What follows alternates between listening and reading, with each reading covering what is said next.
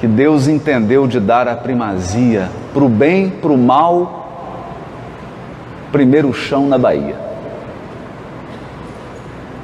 E o Peixinho comentava sobre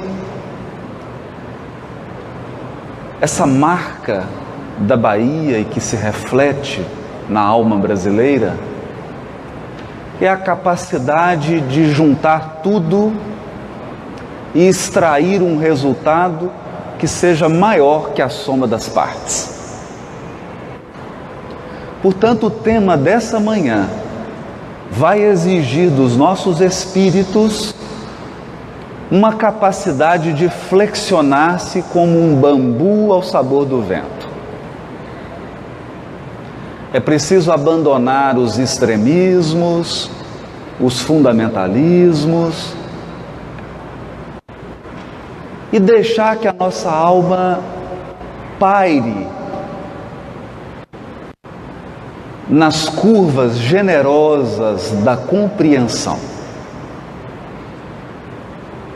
Queremos falar hoje de uma obra das mais atacadas e das mais polêmicas da psicografia de Francisco Cândido Xavier.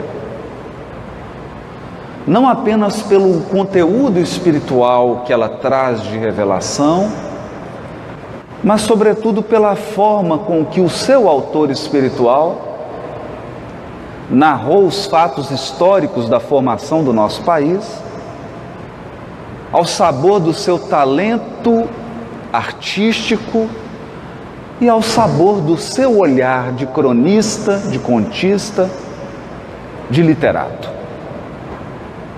Mas é bom dar um contexto histórico. A obra foi publicada em 1938. Brasil, coração do mundo, pátria do Evangelho. Em 1938, o mundo super civilizado, as nações mais educadas do planeta, as nações economicamente mais bem aquinhoadas do planeta, se preparavam para um conflito sem precedentes na história da humanidade. A obra é publicada no limiar, nos portais da Segunda Guerra Mundial. Uma nação extremamente culta e valiosa, meticulosa e trabalhadora, um povo dado à ordem, ao intelecto, ao trabalho, ao esforço. A nação alemã iniciaria um processo que mergulharia o mundo nas mais dolorosas trevas, vivendo os reflexos da também desastrosa Primeira Guerra Mundial. O mundo assistiria atônito à ascensão de Hitler e o regime nazista espalhar dor, lágrima e sangue ao redor dos seus passos. Paris, a capital luz, aquela que abrigou um conjunto imenso de missionários que contribuíram enormemente para a evolução intelectual do planeta, seria invadida por tropas do exército nazista. Nações civilizadas conheceriam a fome e armas de destruição em massa nunca antes vista.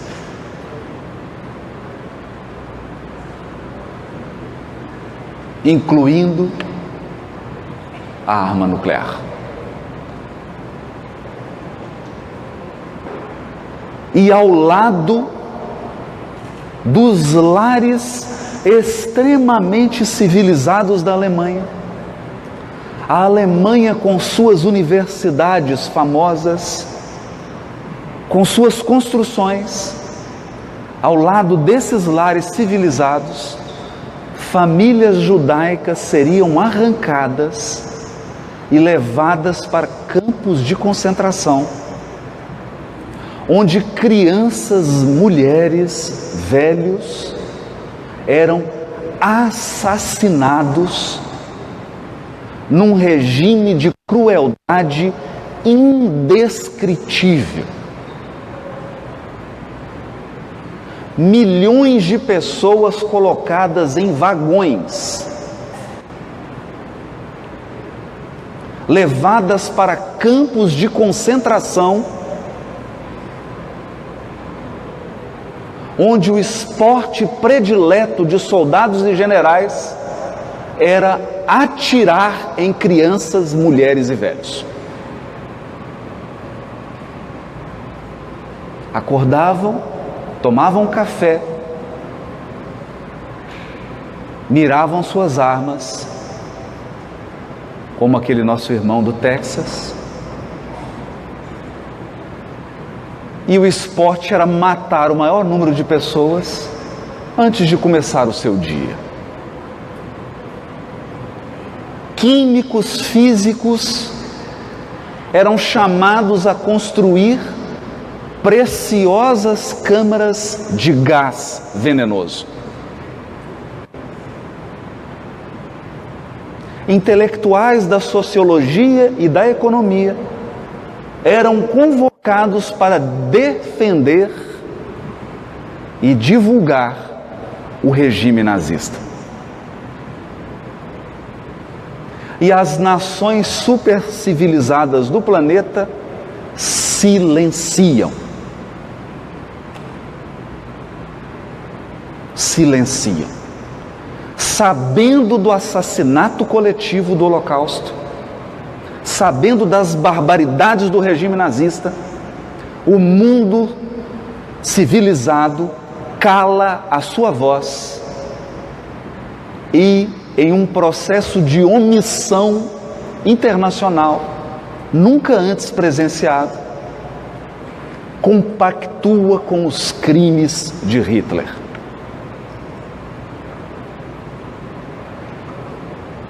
Até que a sanha nazista ultrapassa as fronteiras da Alemanha. Porque há algo extremamente curioso com a injustiça. Se você tolera a injustiça com seu vizinho, um dia a injustiça bate na porta da sua casa. Hoje é um fato injusto que acontece com um estranho e eu me calo. Amanhã o estranho está mais perto de mim, até que um dia o estranho sou eu. E foi exatamente o que ocorreu. A injustiça perpetrada pelo regime nazista ultrapassa as fronteiras da Alemanha e ganham a Europa. Mergulham Europa e mesmo parte da América em um conflito sem precedentes. Sem precedentes. Enquanto esse conflito está se concretizando, o mundo espiritual está ditando pelas mãos de Francisco Cândido Xavier o livro Brasil, Coração do Mundo, Pátria do Evangelho. E eu gostaria que você pensasse nisso. Pensasse nisso.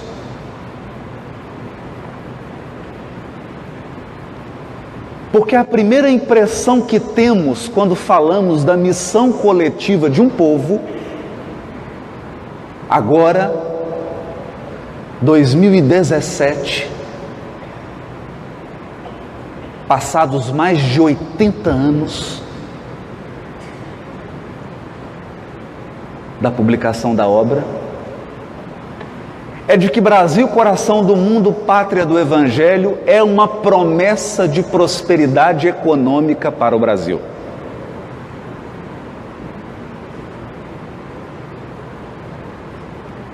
Era uma promessa de Jesus aos brasileiros, dizendo assim: Brasil, Deus é brasileiro. Vocês não vão ter nenhum problema financeiro. Eu, Jesus, vou tirar todos os políticos desonestos do Brasil. Não terá desigualdade. Será uma nação com a maior renda per capita do planeta. O maior IDH do mundo. Territórios vastíssimos, rios, mar,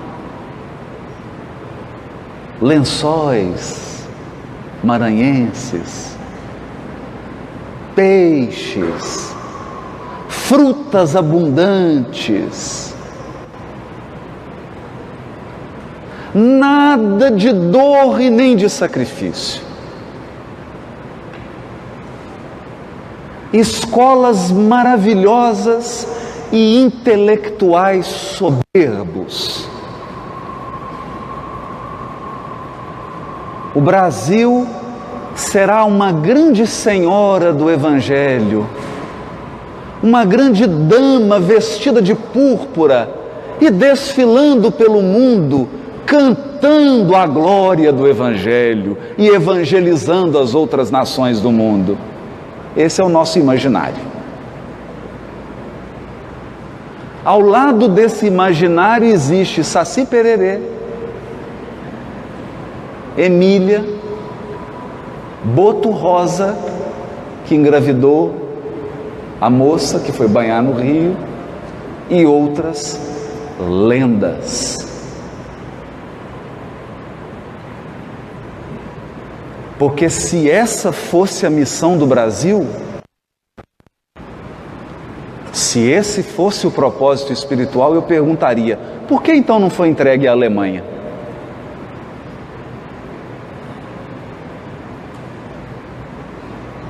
A Alemanha possuía muito maior número de universidades, muito mais do que nós. Não só número quanto qualidade. O estágio civilizatório em que se encontrava Paris, França, Alemanha, Inglaterra, a Europa, esses países, do ponto de vista civilizatório, estavam séculos na frente do Brasil. Já haviam resolvido problemas que nós agora estamos pensando neles.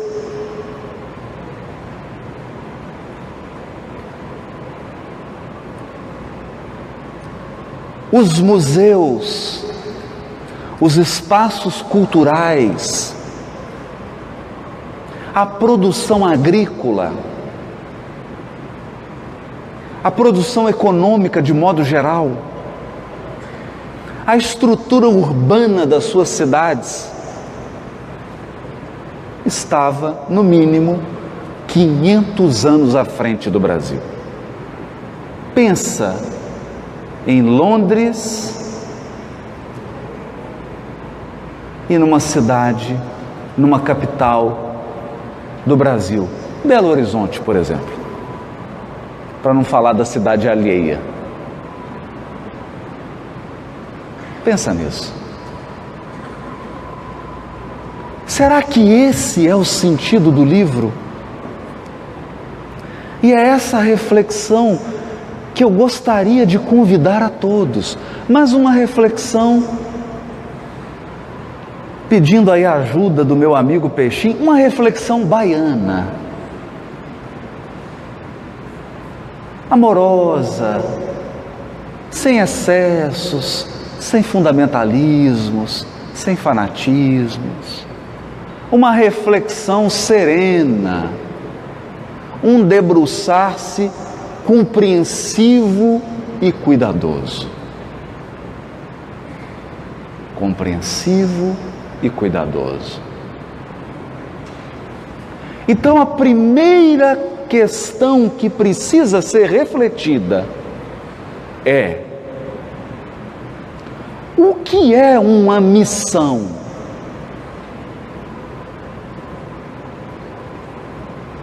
À luz da doutrina espírita.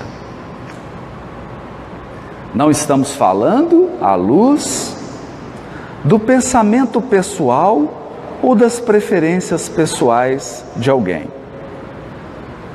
Então vamos ler.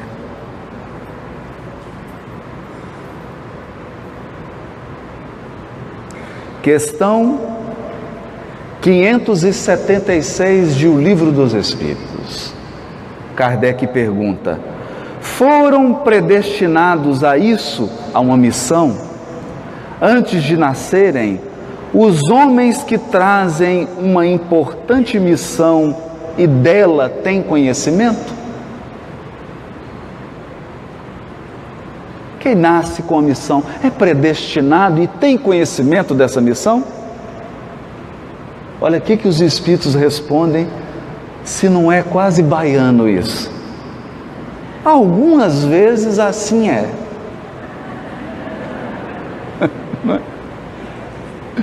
Algumas vezes assim é. Algumas vezes o missionário está predestinado a essa missão. E algumas vezes ele tem conhecimento. Quase sempre, porém, o ignoram. Vou ler de novo. Quase sempre, porém, o ignoram. Baixando à terra, colimam, têm um desejo vago objetivo. Colimam um vago objetivo. O próprio missionário não sabe direito qual que é a missão dele. Ele tem uma vaga ideia.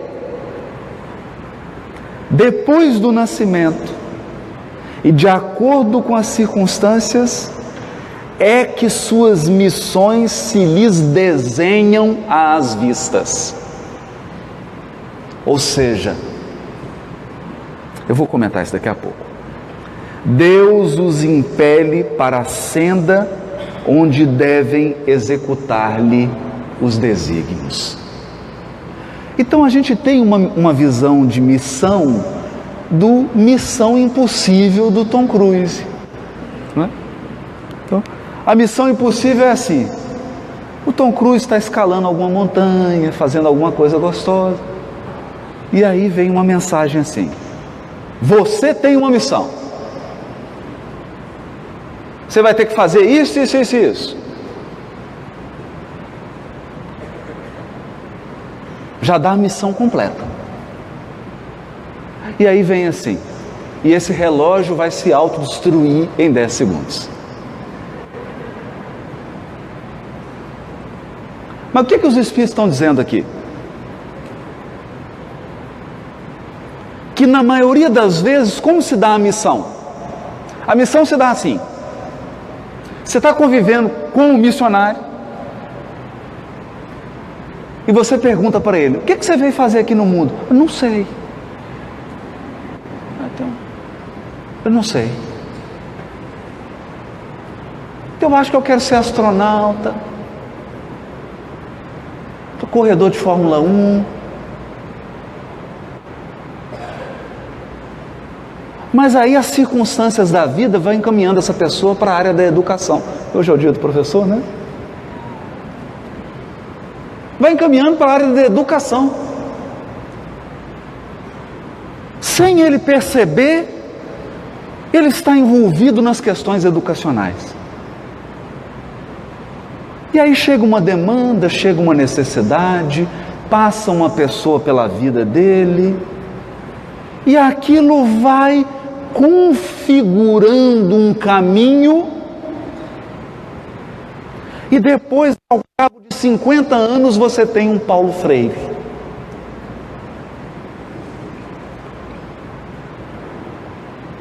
Um Paulo Freire.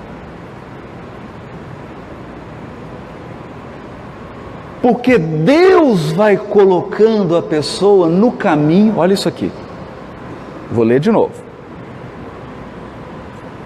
Deus os impele para a senda onde devam executar-lhe os desígnios. Então, geralmente a pessoa está assim olhando e querendo outra coisa. E aí Deus vai falando, não, é para cá, é para cá. Até que você percebe, eu acho que eu nasci para fazer isso mesmo. E você se integra e dá o cumprimento daquilo que vem fazer. Agora olha que interessante.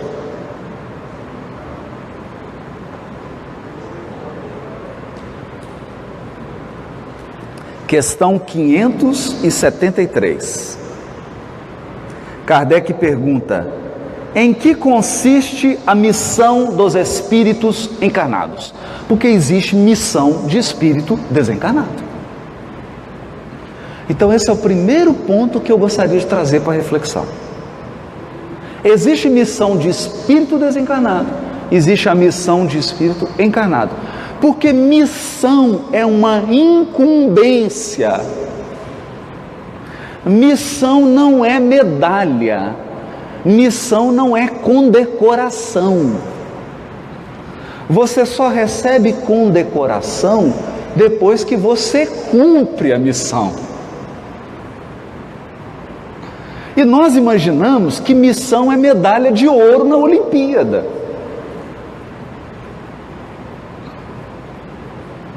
Então, quando você tem na Olimpíada uma corrida de 150 metros e se apresentam 8 atletas que vão correr, os 8 receberam a missão de correr 150 metros.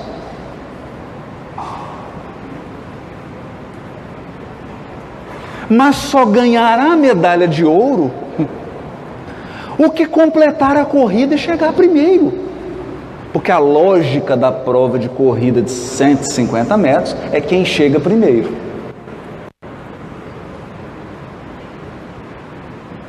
Essa é a lógica. Missão é encargo, mas nós, viciados no mundo material, porque o mundo material é repleto de privilégios. Qual que é a nossa mentalidade? A gente imagina assim, missionário privilegiado. Missionário privilegiado. Então ele é o protegido. É o protegido. Então quando vai acontecer alguma coisa com ele, ele fala assim, você sabe com quem que você está falando? Não, com o missionário. Não pode acontecer nada de ruim comigo. Bom, será que é assim? Será que é assim? Então, sexta-feira eu aprendi uma coisa interessante com o Luciano Klein. Bezerra de Menezes. Alguém aqui tem alguma dúvida? Deixa eu até colocar os óculos. Alguém aqui tem alguma dúvida que Bezerra de Menezes foi um missionário? Levanta a mão, quem tem dúvida? Bom, ninguém.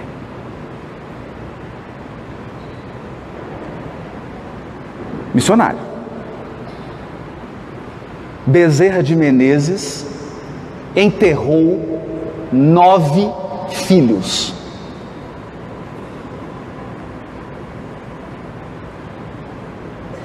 Nove filhos. perdeu 9 filhos. E não é perder assim, a mulher ficou grávida e abortou espontâneo, não. 22 anos, 7 anos de idade.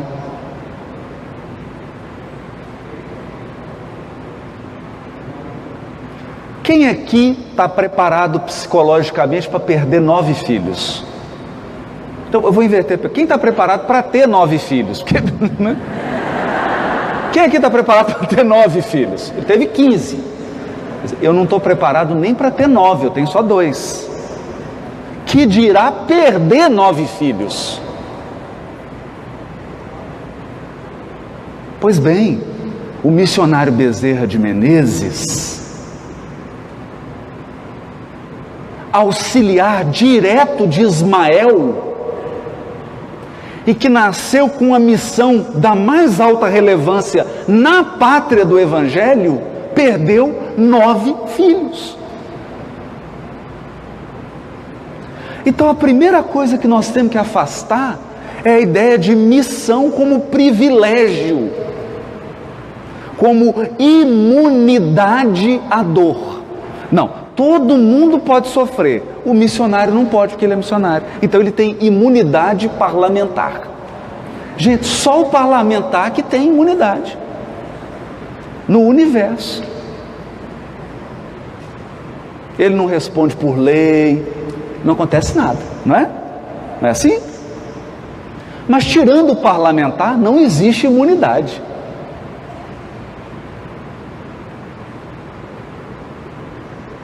Missionário sofre acidente, tem AVC, perde parente, enterra filho.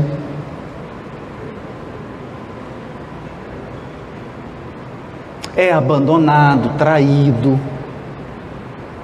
tem revés financeiro, vai à falência.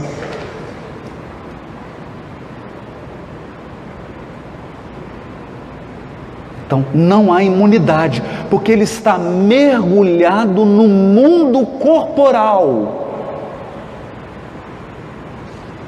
E o mundo corporal é uma navegação em alto e bravio mar.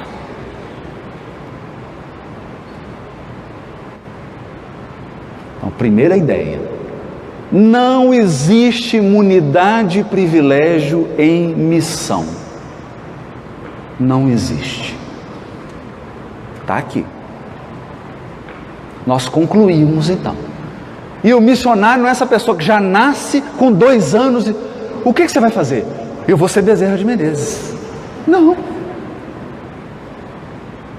Não, ele foi médico, político, professor. Para pagar os estudos, dava aula particular. Porque não tinha uma família para pagar os estudos. Aí você pensa assim, mas gente, Jesus está tratando mal demais os missionários dele. Manda um missionário e não tem condição nem de pagar os estudos dele.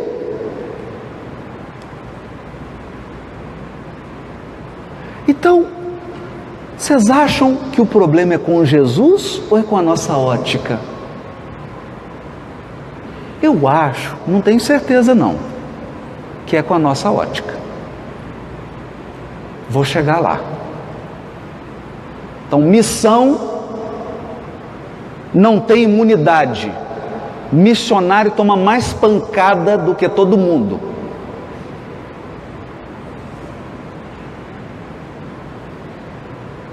Primeiro ponto. Então, quando fala assim, o Brasil tem uma missão, eu até arrepio. Dá até um calafrio. Fala, ai meu Deus do céu. Podia ser uma ilhazinha, né? Tem uma missão menor. Agora a questão, olha essa questão aqui.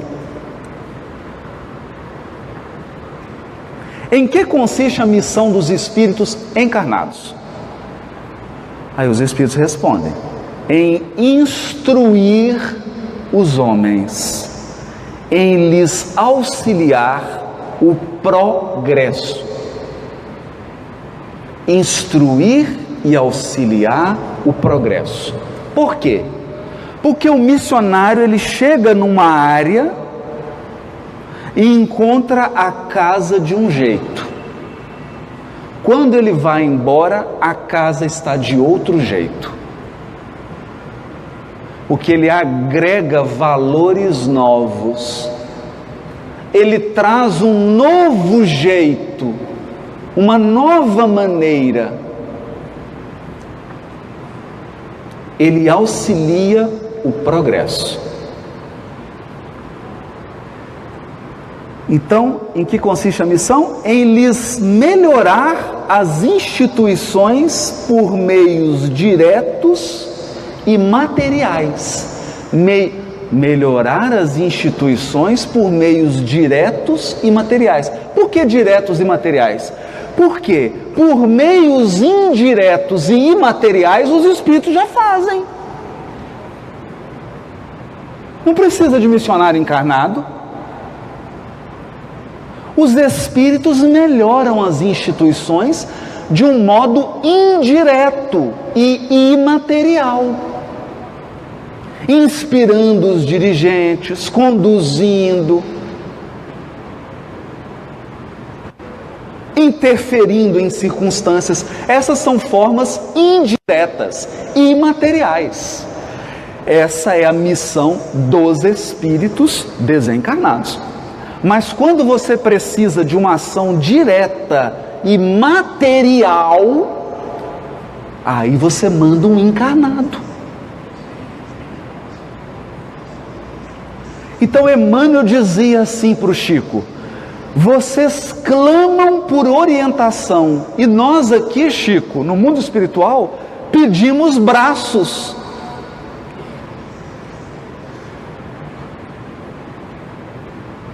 Vocês querem a direção, mas nós precisamos de mãos. Direção nós já temos.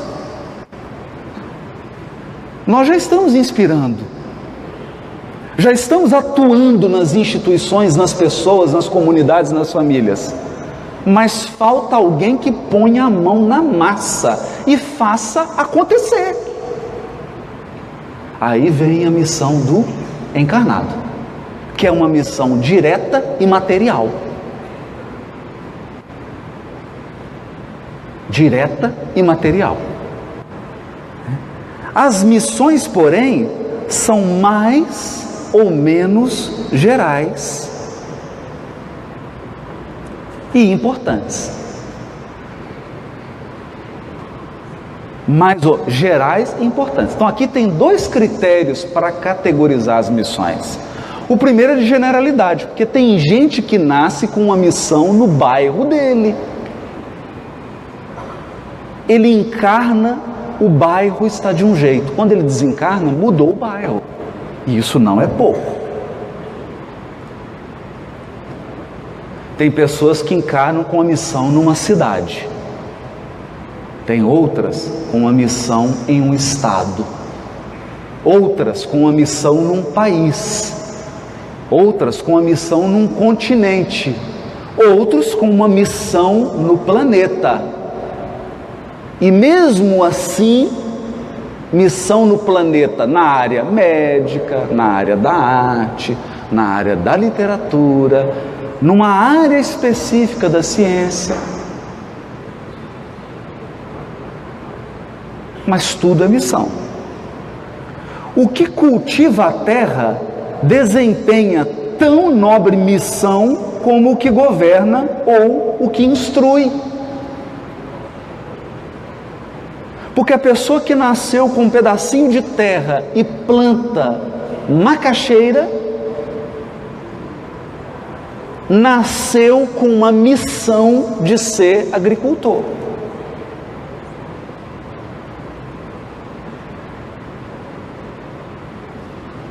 Como aquele que nasceu com a missão de ser professor, ou aquele que nasceu com uma missão política a ser desempenhada na esfera do poder.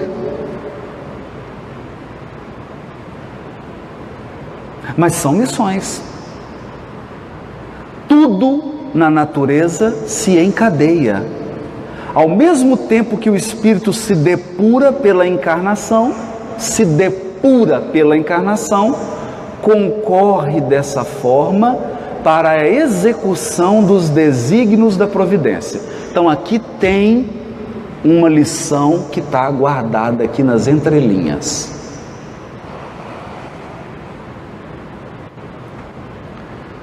O primeiro resultado concreto da missão é a depuração espiritual do missionário.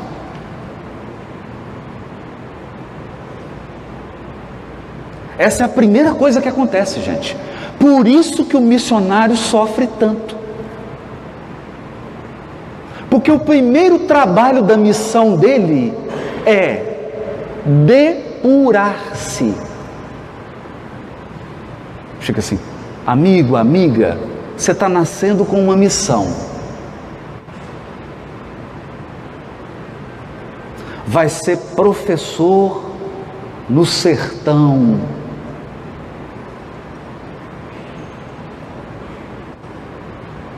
Aí a pessoa pergunta assim, nossa, Jesus tem alguma coisa contra mim? Tanta dificuldade, o salário baixo, sem recurso. Olha, deixa eu te dizer uma coisa. O primeiro objetivo dessa missão é depurar você. Em segundo lugar, e não menos importante que o primeiro, é você cooperar no encadeamento dos desígnios da providência.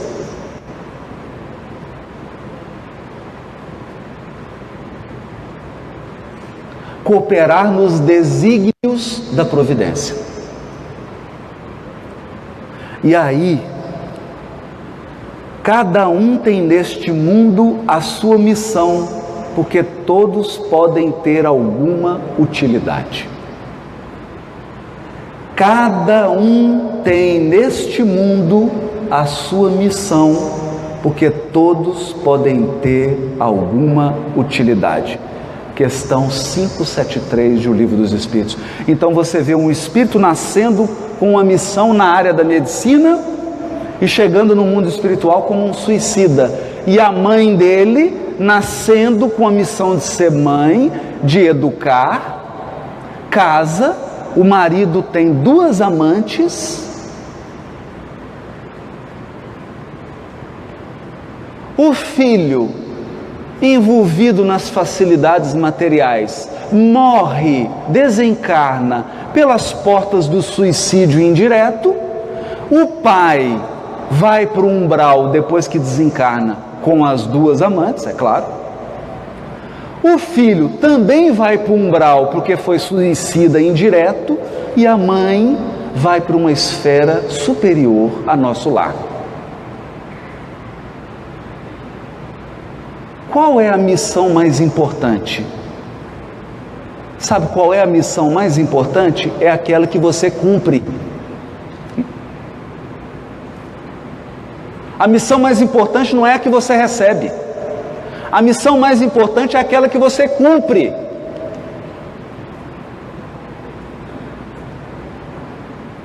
Porque tem gente que recebe uma missão grandiosa, vem aqui e falha. O outro recebe uma missão que aos nossos olhos é menos importante e cumpre, e vai para uma esfera superior. Humberto de Campos tem um caso curioso. Um palestrante, esse dia eu fiquei até com um pouquinho de medo, eu confesso. Humberto de Campos tem hora que dá medo na gente. Ele fala de um caso de um palestrante que desencarnou. Eu já fiquei preocupado. E aí, e adivinha, o palestrante chegou e não chegou bem. Chegou numa situação difícil, complicada. E falava bem, viu? Nossa, falava bem. Um palestrante bom. Humberto Campos até elogia, não dá um nome fantasioso, mas falava bem, mas bem mesmo. Cada palestra linda. E aí chegou no mundo espiritual numa situação difícil e veio uma entidade luminosa acolhê-lo e dizendo assim: meu amigo, eu tenho uma gratidão tão grande por você. Ele olha para ele, palestrante, aquela luzinha pequenininha, luzinha apagada, opaca, e olha aquele espírito iluminado, fala: gratidão comigo? Por quê? Olha, suas palestras me ajudaram tanto. Ele fala: como?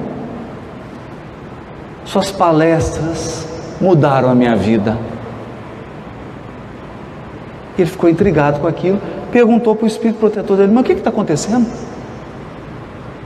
Está dizendo que as minhas palestras ajudaram ele? Eu disse: meu amigo, é porque enquanto você falava, ele fazia. Você falava, ele ouvia e fazia.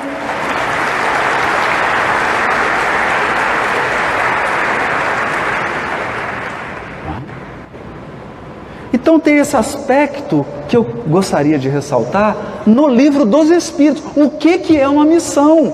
Para que a gente não tenha a fantasia de que missão é privilégio, missão é imunidade à dor, missão é destaque. Não, missão é trabalho. Trabalho. Encargo. E quanto maior a missão, maiores os sofrimentos ligados a ela, maiores as dores, maiores as decepções você vai viver. Por quê? Porque a missão primeiro depura o missionário, faz com que o missionário progrida e, simultaneamente, não menos importante, cumpre uma função nos desígnios de Deus. Então não tem mágica. A vida não acontece num passe de mágicas. A vida se desdobra. Se desdobra. Como assim se desdobra? No livro dos Espíritos, eu não vou dizer o número da questão. Os Espíritos dizem assim: ninguém reencarna com a missão de praticar o mal. Tá bom, 390. Ninguém encarna com a missão de praticar o mal. Então o que acontece? A pessoa encarna com a missão de casar, ter 3 filhos. Aí ele vai e abandona o lar. Fica a mulher ou o marido com os 3 filhos. E aí? E agora? E agora? Tem mais Deus para dar que o diabo para carregar.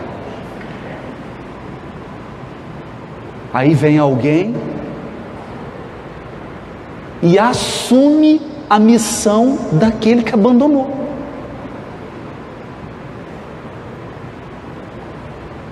E cumpre. Ou seja, a vida se desdobrou, a vida se desvelou, não tem mágica. Não tem garantia de que alguém que recebeu uma missão vai cumpri-la integralmente.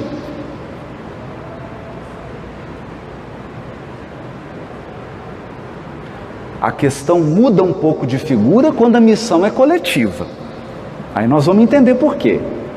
Porque no coletivo o que vale é a média ponderada do grupo. Então não é numa plateia dessa com 1.500 pessoas, porque 500 faliram, que o grupo faliu.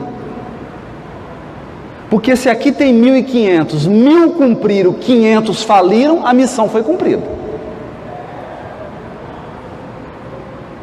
É diferente, a lógica é outra, mas nós vamos chegar lá. Então aqui, Emmanuel começa o prefácio do livro Brasil, Coração do Mundo, Pátria do Evangelho. Agora eu acredito que todos nós aqui já estamos cientes de que não foi prometido nenhum privilégio para a gente.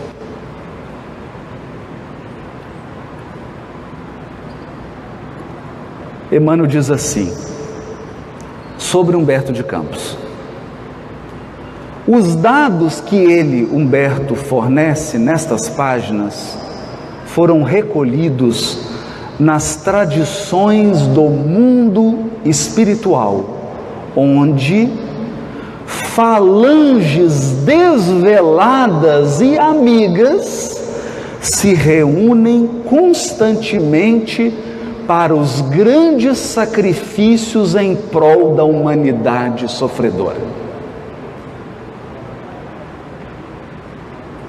Por que você acha que uma falange espiritual se reúne constantemente para se sacrificar em prol da humanidade? O que é isso? É nascer entre nós. Sacrifício. Então, primeiro ponto aqui, Emmanuel está falando das falanges espirituais em terras brasileiras. Falanges espirituais. Então, a primeira coisa que eu queria pedir, se eu pudesse eu ajoelhava, mas acho que vai ficar demais.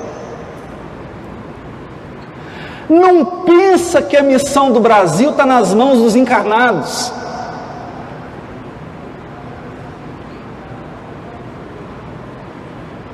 Não pensa que pelo fato de um senador, 2, 3, 40, 50, 100, 200, 400 estarem falhando,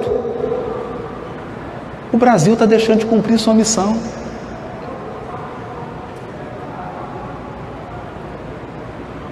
Porque a missão espiritual do Brasil é sustentada por falanges espirituais.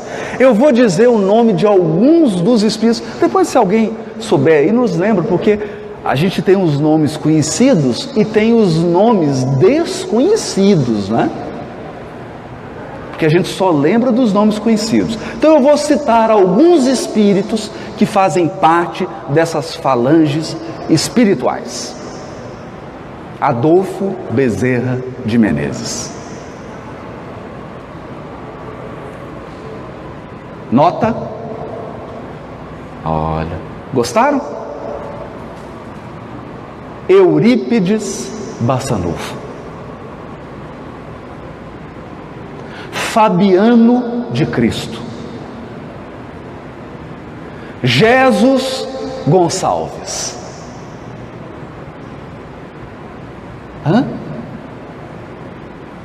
O pessoal está tão sem entusiasmo, não estão gostando dos nomes? Vou citar outros então. Francisco Cândido Xavier. Divaldo Pereira Franco. Raul Teixeira. Batuíra. Ney. Alguns do Maranhão aqui, por favor. Fala alguns nomes do Maranhão.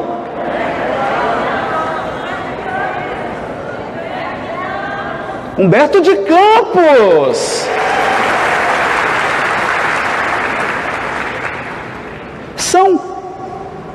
Eu poderia ficar aqui falando 1.500 nomes, se vocês quiserem, de espíritos que compõem uma falange espiritual que trabalham no Brasil.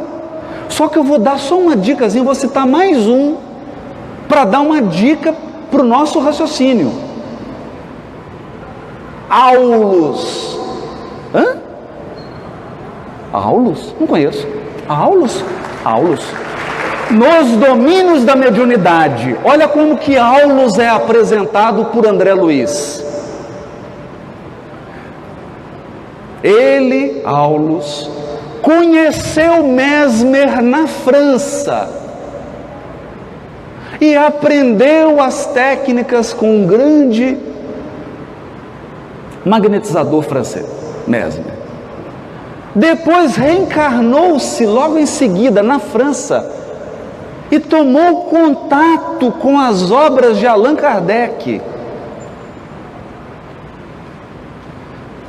Comunicou-se com Victor Hugo, com Balzac, que eram espíritas, com vários outros membros, trabalhando no espiritualismo nos moldes científicos na Europa.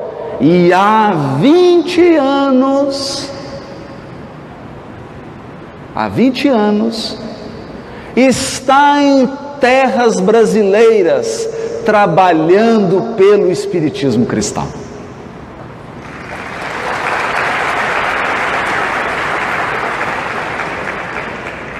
Falanges espirituais que estão aí. Ao lado desses, podemos ter outros. Dom Pedro II, não é? Vários outros que tiveram inclusive papel relevante em momentos políticos definidos do Brasil. Falanges espirituais que se sacrificam. Este trabalho, a obra de Humberto de Campos, se destina a explicar a missão da terra brasileira no mundo moderno. Missão da terra brasileira no mundo moderno. Porque Emmanuel vai dizer no concerto das nações incumbe ao Brasil uma missão. Isso significa que cada país tem a sua missão. Cada país tem a sua missão. O Brasil tem mais uma missão. A dele. Mas os outros também têm. E todos formam uma grande orquestra que precisa tocar segundo a partitura e o comando de um maestro que se chama Jesus. Então ele diz assim: Humboldt, visitando o vale extenso do Amazonas, exclamou extasiado que ali se encontrava o celeiro do mundo. Então, o que esse notável pesquisador percebeu? A faceta material do Brasil. Material. Que é assombrosa. Assombrosa. Ainda comentava aqui com Wagner, antes de começar a palestra. Você vai em regiões da África e anda centenas de quilômetros. Não tem nada. Nada. Nada. Até o lençol freático, que é a água debaixo da terra, está tão profunda que se torna quase que inviável fazer uma perfuração para ter um poço.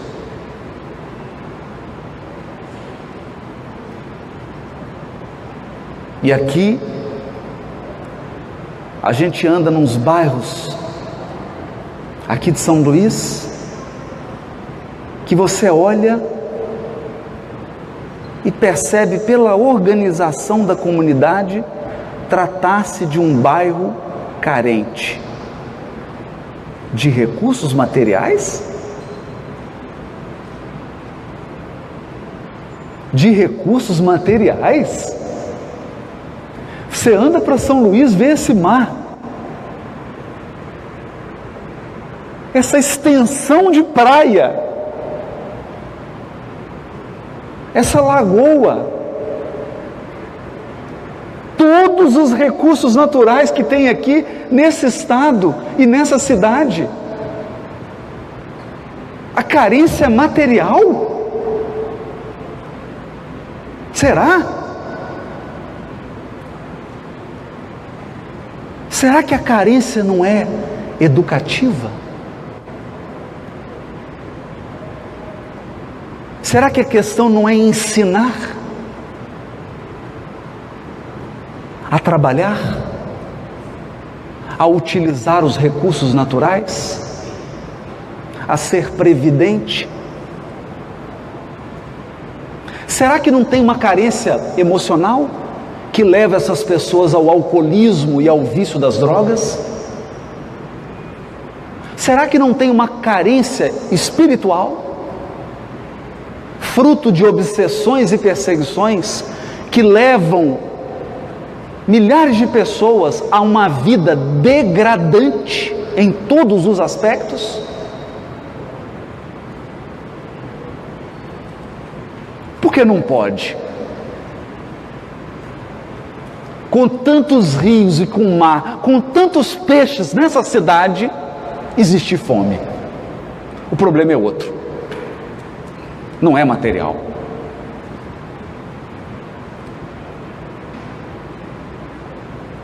Porque o problema material é quando não tem. Você olha assim num raio de 1000 quilômetros e não tem nada. E você querendo trabalhar. A Alemanha, depois da Segunda Guerra, ficou num estado tão devastado que as famílias alemãs plantavam batata em vasos dentro de casa e comiam a batata que nascia nos vasinhos. O Brasil não passou por isso. Alguém deve estar pensando assim, mas devia. O Brasil não passou por isso. Não passou por isso.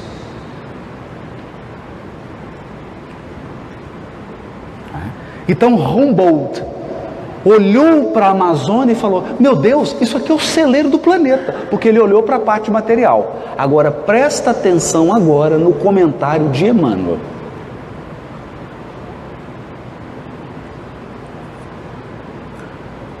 O grande cientista asseverou uma grande verdade. Então ele não está discordando, está dizendo, é verdade. Precisamos, porém, desdobrá-la, estendendo-a do seu sentido econômico à sua significação espiritual.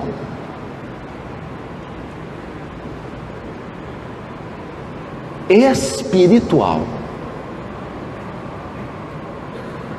E aqui começa Emmanuel a tocar nos aspectos realmente relevantes da missão do Brasil. O Brasil não está destinado somente a suprir as necessidades materiais dos povos mais pobres do planeta.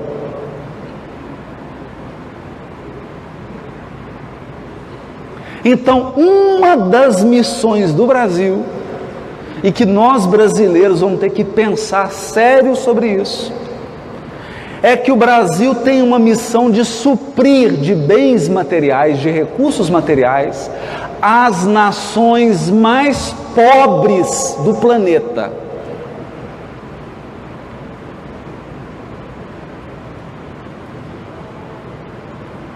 Eu sei que você queria uma coisa mais glamurosa, talvez. Puxa vida, eu queria ser uma missão de sair fazendo palestra pelo mundo, pregando o Evangelho. Acontece que Jesus se retirou da Jerusalém rica e foi para a Galileia pobre, mas de trabalhadores, pescadores e lavradores.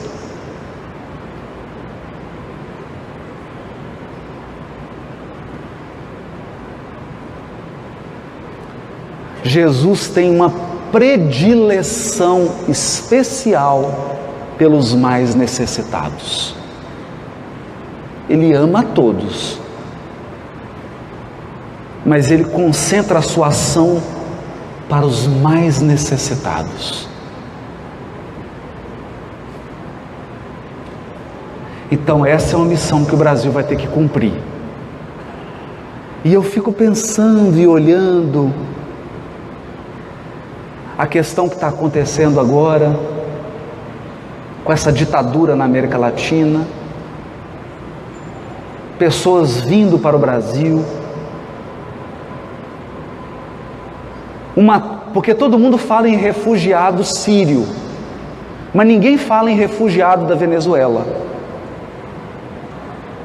Ninguém fala de uma massa de peruanos, bolivianos que estão vindo para o Brasil.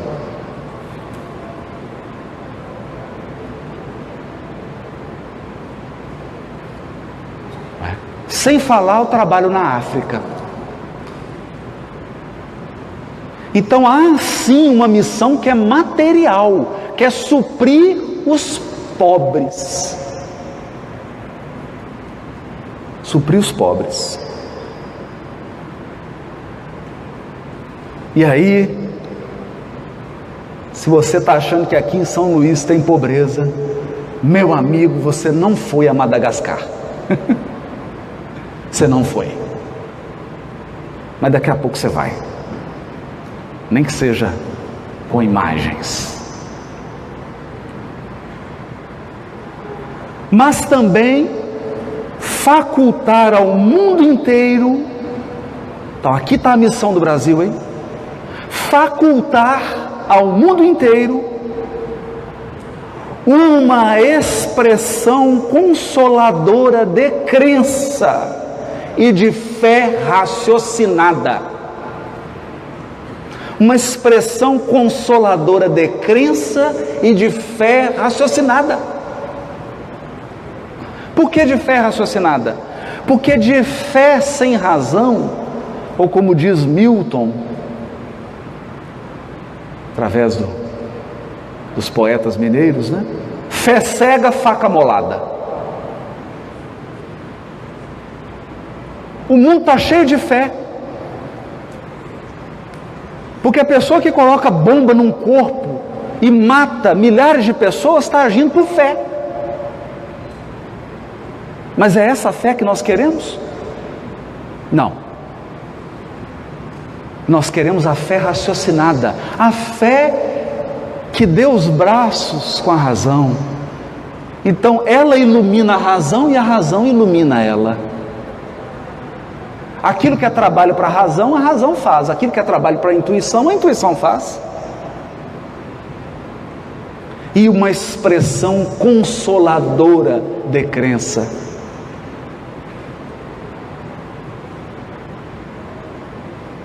Consoladora. Por que consoladora de crença? Porque eu já visitei cidades, eu não vou citar um nome nem dizer onde, que você olha e fala assim: meu Deus, isso aqui já é a regeneração no planeta. Tudo organizado, tudo funciona. Era uma maravilha. A estrutura urbana maravilhosa, a cidade linda, tudo funciona. Não tem desemprego, não tem carência.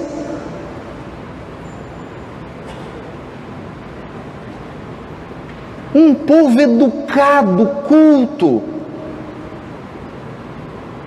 Eu olhava assim e falava: olha, tem fazendeiro, né? Está ali com o trator cultivando a terra. E a pessoa me falou: mas não se engane, aquele que está dirigindo o trator ali fala 4 idiomas. E eu pensei assim: é perfeito. E aí a pessoa me contou: só tem um problema.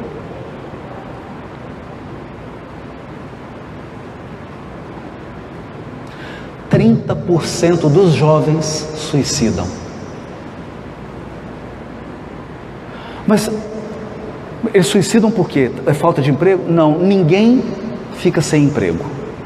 Então é dificuldade para estudar? Não, ninguém tem dificuldade para estudar. Pô, então é falta de casa, de comida? Não, todos têm casa, todos têm comida.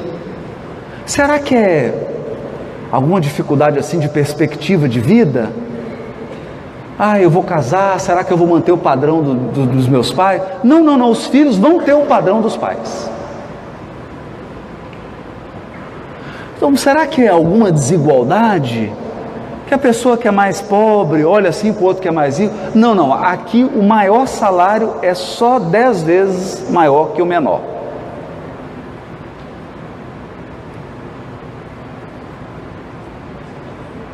Então qual que é o problema? Falta uma expressão de crença consoladora. Expressão de crença consoladora. Sabe por quê? Se você não tem vibrando na alma uma crença consoladora, o seu namorado ou a namorada termina com você, você suicida.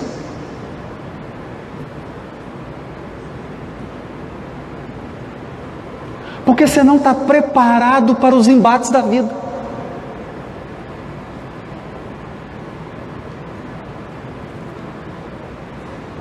Você não está preparado para ouvir um não, você não está preparado para ser rejeitado, você não está preparado para ser abandonado. Então, qualquer dificuldade emocional que chega, você se desestrutura. Por quê? Porque não tem perspectiva espiritual.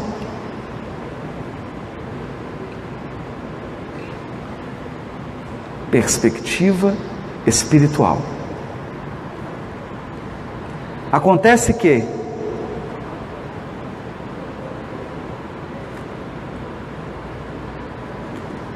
cabe ao Brasil, diz Emmanuel, facultar ao mundo inteiro uma expressão consoladora de crença e de fé raciocinada, e a de ser o maior celeiro de claridades espirituais do orbe inteiro. Já é.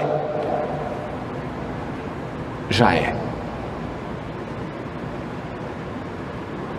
Já é. Nestes tempos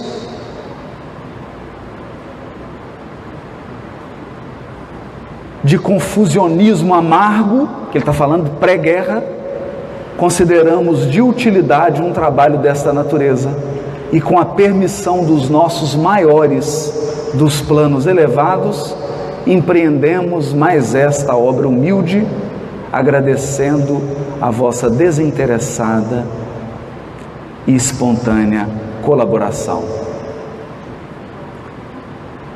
Peçamos a Deus que inspirem os homens públicos, atualmente no leme da pátria do Cruzeiro. Isso foi em 58. Emmanuel está fazendo a prece até hoje, não parou. E que nesta hora amarga, em que se verifica a inversão de quase todos os valores morais, inversão, porque você liga hoje à imprensa, o chique é ser desonesto.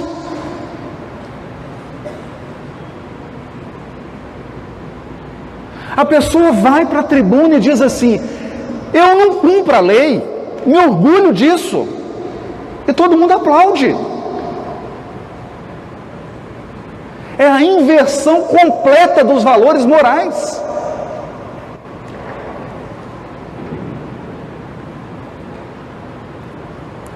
No seio das oficinas humanas, saibam eles colocar muito alta a magnitude dos seus precípios deveres. E a vós, meus filhos, que Deus vos fortaleça e abençoe, sustentando-vos nas lutas depuradoras da vida material.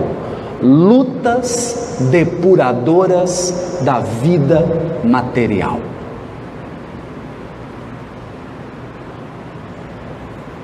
Acreditamos que aqui Emmanuel deu o tom.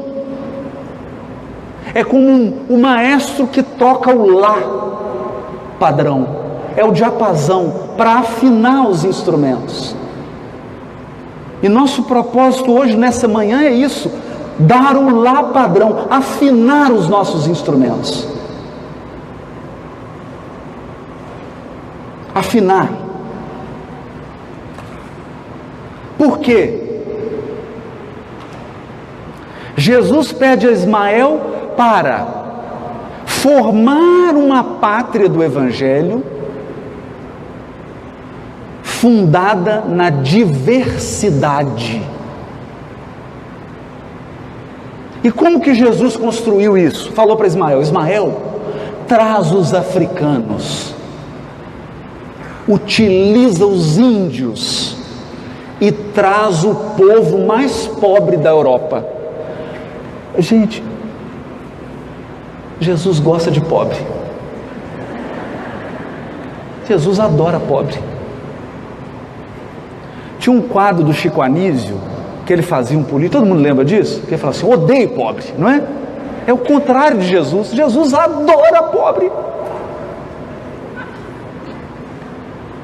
Então ele olha assim e fala, quem que é o mais rico? Não. Qual que é o mais pobre? São os portugueses. Traz. Mas, pobre e trabalhador. Eram os trabalhadores.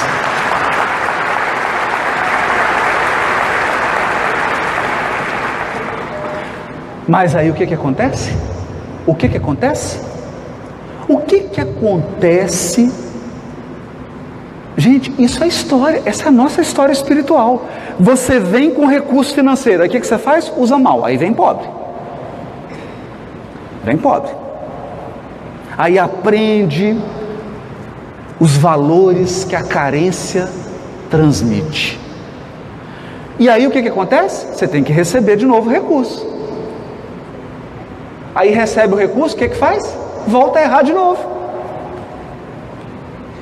Então o povo mais pobre da Europa recebeu um país com essas riquezas naturais. Ficou rico, o que fez? Começou a escravizar o africano.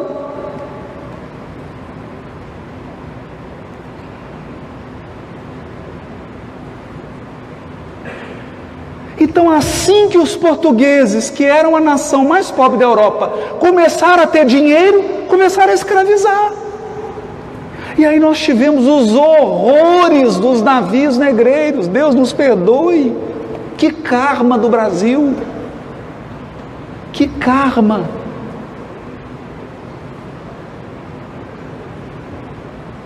Nas fazendas em Minas Gerais, dá até arrepio. Está lá no livro Nos Domínios da Mediunidade, uma entidade que é atendida. O cheiro que ela emitia dava náusea. Diz André Luiz que ela parecia que o perispírito dela tinha sido banhado na lama. Era um senhor de escravo em Minas. Ele perseguia os escravos e queimava os olhos deles.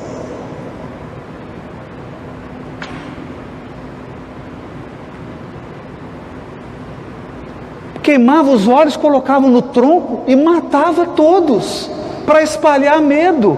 E foi um homem próspero.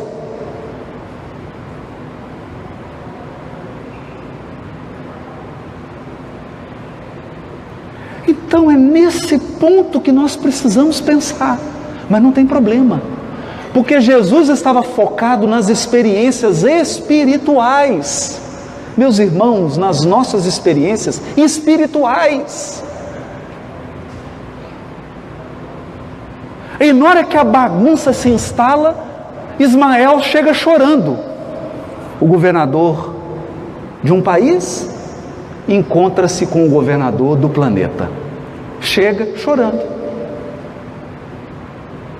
Você imaginou que anjo não chora?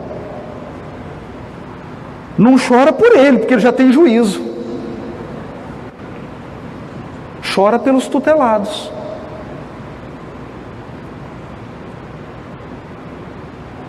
Começou a chorar. Falou, está escravizando, olha o que está acontecendo. Estão matando os índios, estão explorando os índios, pegando as riquezas, vendendo, é só ouro, é só dinheiro, dinheiro, dinheiro, dinheiro, é o que está acontecendo agora. As nossas instituições afundando. Por quê? Porque tudo é dinheiro. A pessoa prefere perder o caráter, mas jamais perder dinheiro. Dinheiro, ouro, é a mesma coisa, gente. E o pior é que são os mesmos espíritos. Não são espíritos diferentes. É você, sou eu. Vocês não lembram? Somos nós, os mesmos. Então Ismael chega chorando, aí o que Jesus faz? Ismael, tem uma região do umbral que está assim de espírito caído da Europa. A Ismael deve ter sentido aquele frio na espinha, né? Falou, não é possível que Jesus vai pedir para trazer essa turma. Eu estou chorando aqui com os problemas que eu tenho agora. Gente, olha, quer resolver um problema? Arruma um maior. Você está aqui com um problema, aí você fala, nossa, meu Deus, que problema, que problema? Aí vem o maior, aí você fala, esse aqui dá para administrar, nossa, esse aqui é um problemão. Aqui ele fica pequeno. Então o que Jesus faz? Fala, vou arrumar um problema maior para Ismael. Ismael, você vai lá, nas furnas, está descrito no livro. Está descrito no livro. Vai lá nas furnas e você vai levantar a minha bandeira. Aí ele falou, isso não vai dar certo. Deus, Cristo e caridade. E aí começou a bandeira. Socorro, eu quero, eu vou. Aí era quem? Inquisidor, pessoal das cruzadas, comerciante de escravo, guerreiro, político corrupto, religioso que faliu, aquela turba de espíritos sofredores.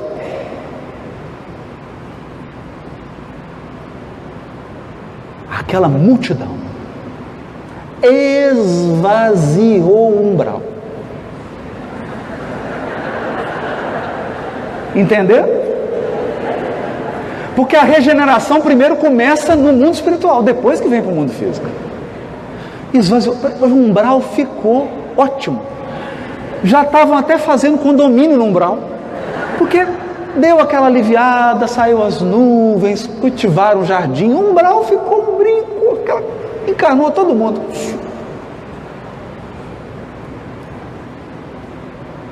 Eu não preciso te dizer o que aconteceu. Você vai para um livro de história do Brasil. Mas tem algo que os livros de história não contam.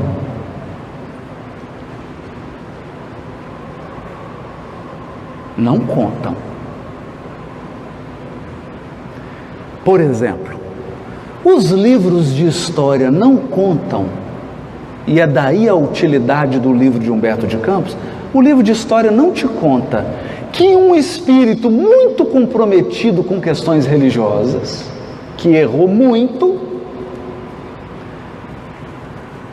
vai nascer e eles falam com ele, uma encarnação não vai dar. Você vai precisar de 2 para você dar uma ajeitada. 2. Ele vem na primeira, Padre Anchieta. Faz uma parte do trabalho. Volta para o mundo espiritual. Vem de novo, Fabiano de Cristo. Você tem dúvida que resolveu?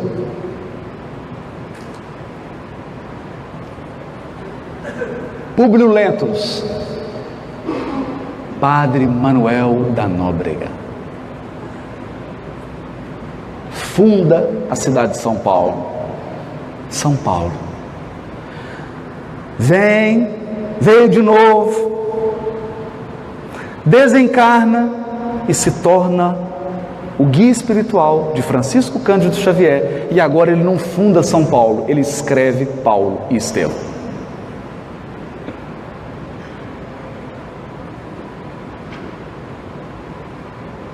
O soldado que penetrou Jesus com uma lança, Longinos, vem e recebe uma conversa direta do Cristo. Se você cumprir essa missão,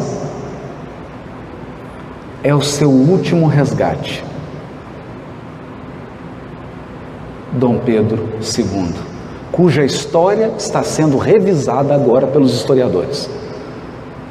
Porque brasileiro adora falar mal de brasileiro. A gente adora falar mal do Brasil. adora. Uma vez fui fazer uma palestra, uma viagem internacional. Chegamos num país, fiquei 2 horas esperando na alfândega. E era a mesma cara. Eu via as pessoas de Belo Horizonte. Belo Horizonte é pequeno, né? Você conhece todo mundo. Fizemos o trabalho, a palestra, voltamos. Chegou aqui no Brasil, 15 minutos na alfândega, o pessoal já estava assim, é Brasil, é Brasil. 15 minutos. Ficou 2 horas no outro país, ninguém falou mal. Nossa, que nação avançada. Ficamos 2 horas na alfândega. Então falaram mal do Dom Pedro II, agora está revisando a história dele.